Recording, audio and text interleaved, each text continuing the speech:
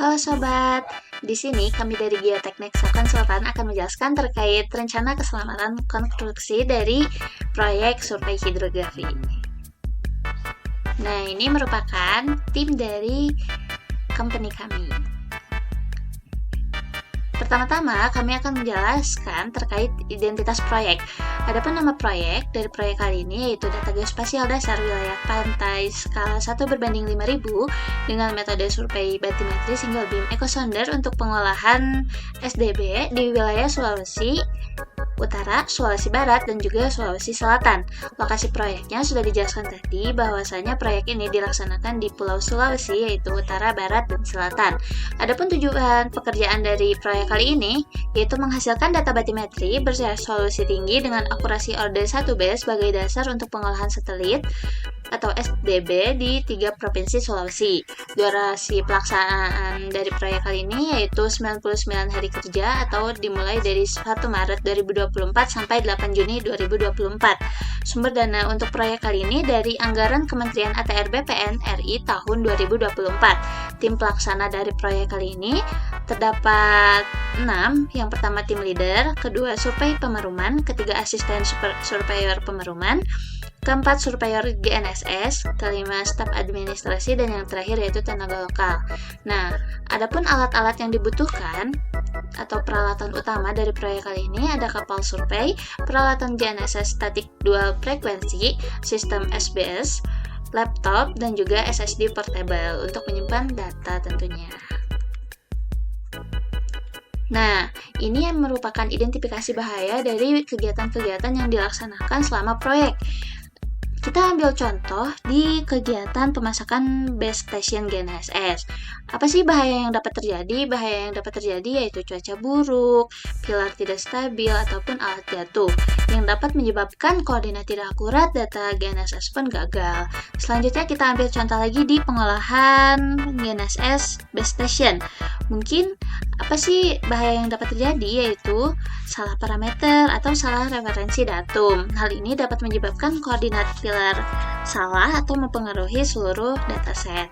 Nah, seperti itu teman-teman dari identifikasi bahaya yang kita simpulkan dari kegiatan, lalu kita ambil bahayanya apa dan beresiko terhadap apa. Seperti itu. Oke, baik, kita lanjutkan kepada penilaian HIRA-DC berdasarkan pada tabel certainty atau likelihood, di mana di sini ada sebuah tabel ya teman-teman, ada tabel certainty dan likelihood. Nah, ini tuh maksudnya adalah tabel di mana hasil kali antara yang di tabel sebelah kiri dan yang di atas. Jadi kalau misalnya 1 dikali 1 itu hasilnya 1, dia masuk ke low. Kalau misalnya 5 kali 5 itu 25, jadinya dia masuk ke extreme. Jadi kita lihat nextnya yaitu HIRA-DC nya.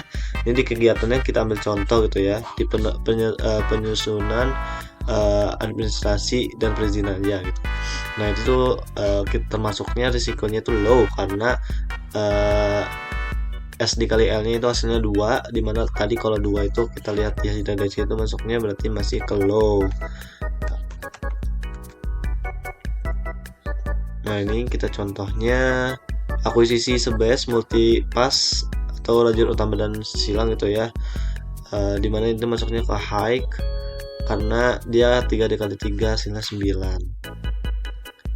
Kemudian kita ngelihat dari perhitungan THPU dan THU di validasi akurasi dengan masalah itu salah interpretasi, error ellipsoid dan sebagainya, ataupun nanti data yang hasilnya itu tidak memenuhi order 1B. Nah, itu kan kita harus melakukan survei ulang. Jadi itu 2 dikali 2 hasilnya 4 dan masuk ke dalam moderate. Baik teman-teman, sekarang ada daftar APD apa saja sih yang digunakan pada proyek survei hidrografi ini. Yang pertama APD itu helm keselamatan nih, berfungsi untuk melindungi kepala dari benturan dan jatuh benda. Rompi reflektif, bisa untuk visibility personel di lapangan dan di samping jalan raya.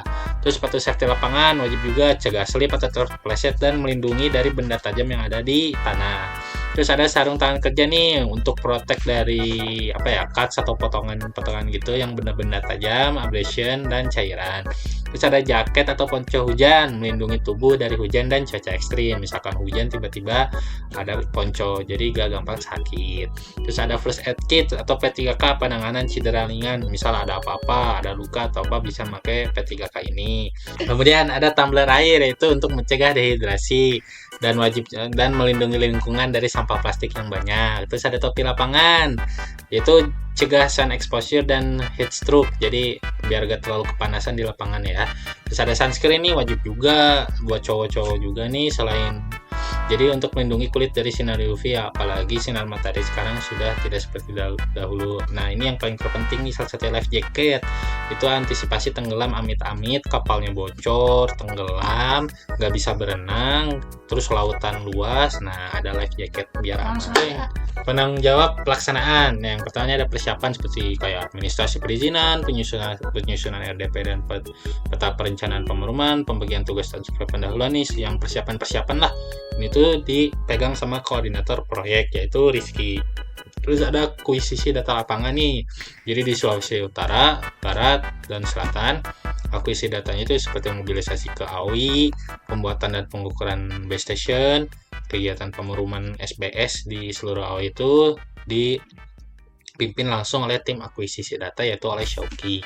Terus ada pengolahan data seperti yang pengerti Sulut, Sulbar, Sulsel.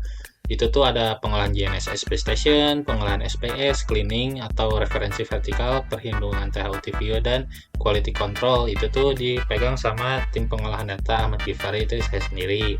Terus ada pelaporan nih, laporan persiapan, laporan harian, laporan termin AOE dan laporan akhir untuk ke mitra yaitu tim dokumentasi dan pelaporan yaitu oleh Hilyatul.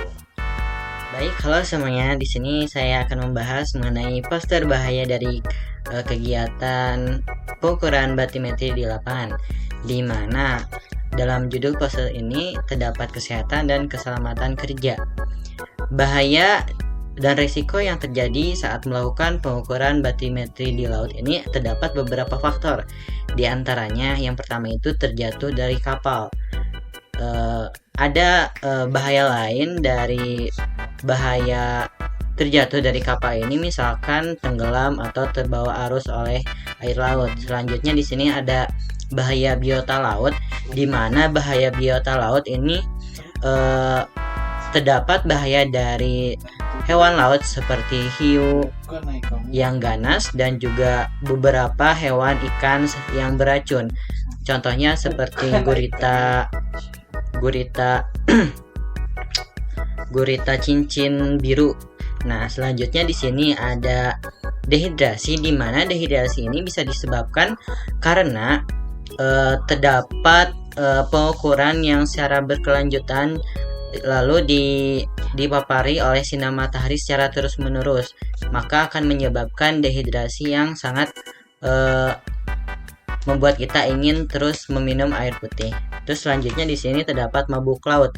Tentunya dari 3 lokasi berbeda di tempat kita mengakuisisi data yaitu Sulawesi Utara, Sulawesi Barat, dan Sulawesi Selatan.